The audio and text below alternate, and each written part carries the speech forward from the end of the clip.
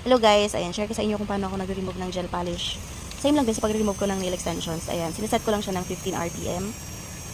Tingnan nyo yung kuko ko, ang haba na. Mag-iisang buwan na din yata. Ayan, mag-iisang buwan na din. Nauumay na ako sa kulay niya, kaya kailangan ko na siyang syunggalin. Ayan. Una, tinatanggal ko muna yung makintab na part. Ayan, yung top coat. Kailangan nyo muna siyang kaskasin or panipisin ng konti para ma-absorb niya yung ilalagay yung remover. Kasi kapag hindi nyo tinanggal yung makintab na yan, matatagalan kayo mag-remove kasi nga hindi niya matutunaw dahil dun sa top coat na yun. Hindi makakapasok yung product doon sa loob, sa gitna. Ayan, hindi niya matutunaw. Kaya kailangan nyo siyang kuskusin muna. Ayan, tanggalin nyo muna lahat yung makintab na yan. Yung iba ginagamit nila acetone.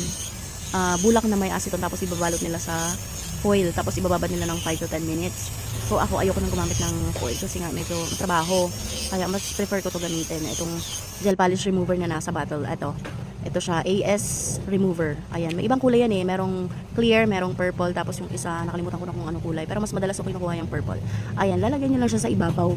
Sa mismong kuko lang. Huwag nyo na siyang ilalagpas pa dyan sa balat nyo kasi nga, pwedeng maluto yung balat nyo yan.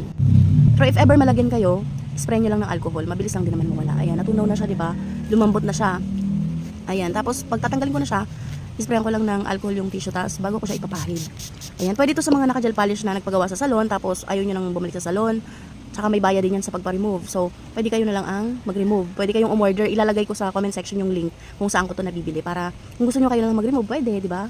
Madali lang naman. So, ayan na yung tutorial. Tapos kung gusto niyo umorder sa TikTok, ilalagay ko yung link ng TikTok. Kung gusto niyo sa Shopee, ilalagay ko yung link ng Shopee. I-click niyo lang 'yon, mapupunta na kayo dito sa product na to. Ayan, 'di ba? Ang bilis. Okay na siya, konting kudkud na lang 'yan. Matatanggal na siya. See? Ganun lang kadali. Kaya kung gusto niyo ding bumili ng ganitong remover, i-click niyo lang yung link na ilalagay ko sa comment section. Okay? Babush! Ayan.